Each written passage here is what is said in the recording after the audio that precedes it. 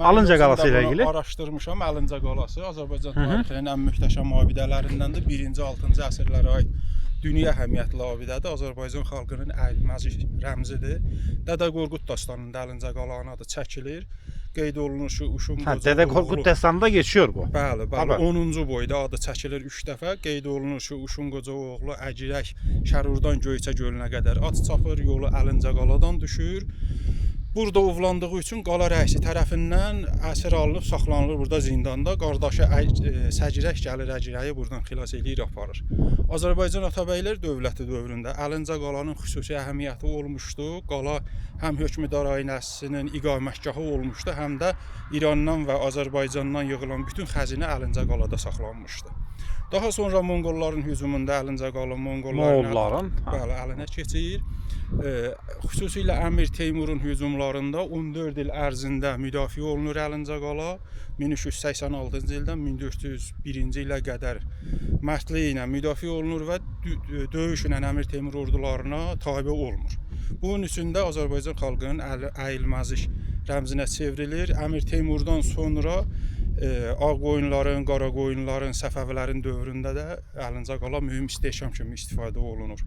Odlu silahlar kəşf olunandan sonra bütün qalaların əhəmiyyətidir. Alınca qalanın da əhəmiyyəti itsə də uzun bir müddət Alınca qala yerli əhalinin istinadgahı kimi istifadə olunur. Yəni yerli əhali müxtəlif hücumlarda bura sığınırlar.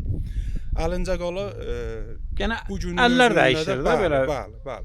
Yəni elə qalalar olur ki, müəyyən bir dövrdə müəyyən bir icma tərəfindən, müəyyən bir döyüşçülər tərəfindən istifadə olunur. Amma Alınca qala Azərbaycanda yaşayan Oğuzların, qədim Oğuzların qədim dağ kultu inancı ilə əlaqəlidir. Dağ kültü inancı. Bəli, dağ kultu ilə əlaqəlidir. Dağ kultu inancı dədə kultuna, ağac kultuna, pir kultuna və bu cür kultlarla əlaqəli bir kultu var. Bəli, su kultu da vardı da. Bu gün Novruzun özündə elə su çərşənbəsinin özü su kultuna olan inancı ilə əlaqəlidir.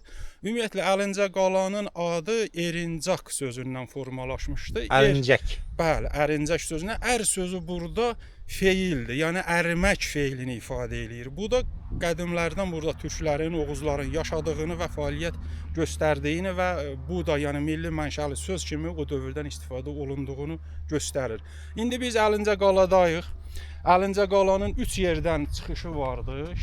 Şimal tərəfdən, qərb tərəfdən, bir də şərq. 3 yer istisna olmaqla Alınca qalanı orta əsrlərdə yəni ələ keçirmək mümkün. Bu ara mıdır acaba? Şimal tərəf.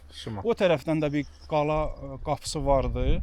Bu qayanın üstündə hökmdar ailəsi yaşayıb. Yerli əhali tərəfindən bu qayanın üstünə şah taxtı deyirlər. Şahın taxtının olduğu yer. Bildim. Azərbaycan Atabəylər dövləti dövründə Məhəmməd Cahan Pəhlivanın arvadı Zahidə xatunun iqamətgahı Alınca qalada yerləşirdi və bir qayda olaraq bir çox dövlətlərdə deyək ki, hökmdar övladlarıdır, hökmdarın ailəsidir, Alınca qalaya sığınıbdır, burada müdafiə olunubdur. Bütün Azərbaycanda və Anadoluda Alınca qala ümumiyyətlə öz dövrünün ən məşhur qalalarından hesab olunubdur ki, xüsusilə Əmir Teymurun hücumlarında qeyd elədiyimiz kimi döyüşlə təslim olmayıbdır. Hürufilər ümumiyyətlə təsəvvüfdə dağ kultu inancı var. Yəni bu da türklərlə əlaqəlidir, Oğuzlarla əlaqəlidir. Deyək ki, Savalan dağı Səfəvilərin müqəddəs dağı hesab olunurdu.